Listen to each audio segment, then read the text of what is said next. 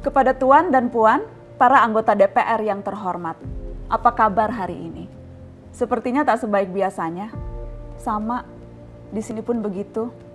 Kita semua memang sedang diuji. Hidup memang tak selalu baik, kan?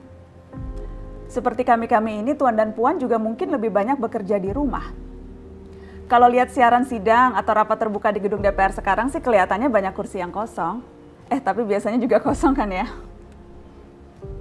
Tuan dan Puan anggota DPR yang terhormat.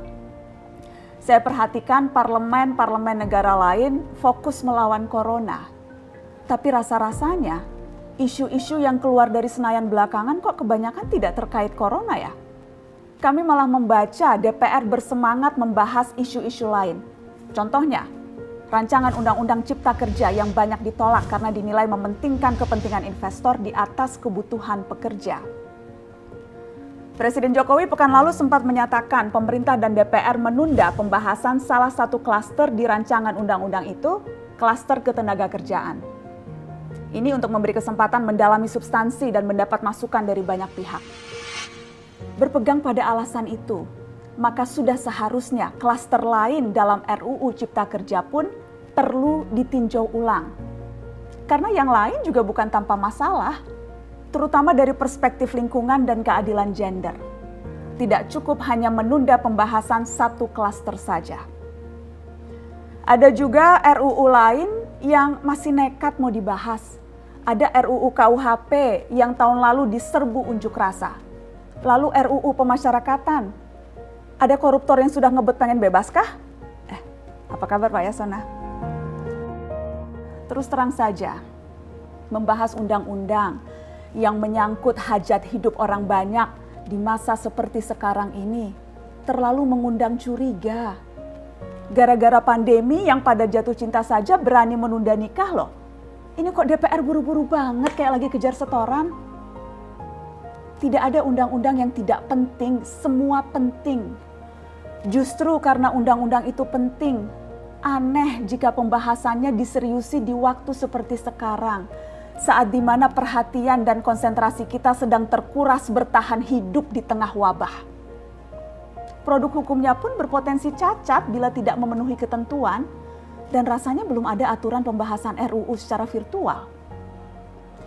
Jika ngotot menuntaskan Omnibus Law atau RUU KUHP atau RUU pemasyarakatan, jangan salahkan jika ada yang menilai DPR tidak menjadikan perang melawan corona sebagai prioritas.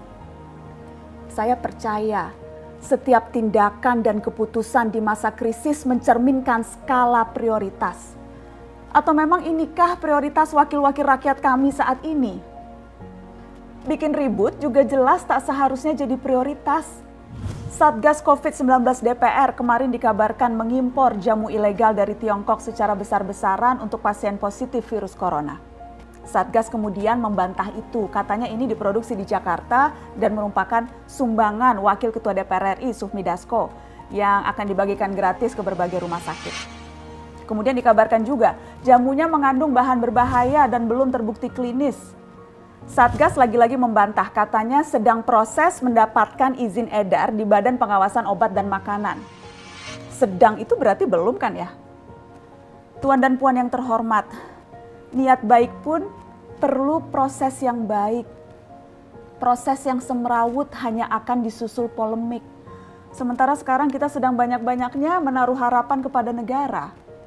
Tindak tanduk DPR salah benarnya akan selalu dilihat. Makanya sempat ramai juga warganet mengkritik Satgas COVID-19 DPR RI yang berfoto mengenakan APD saat hendak berkunjung ke rumah sakit darurat Wisma Atlet menyerahkan sumbangan DPR. Ini dinilai melukai hati masyarakat. Tenaga medis kita saja bertaruh nyawa benar karena kekurangan APD.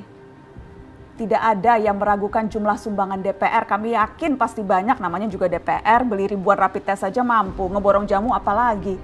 Tapi ini soal rasa dan empati. Kecuali ya, kalau yang dipakai anggota DPR itu APD yang lain, alat pelindung dewan. Salam hormat dari kami yang kalian wakili.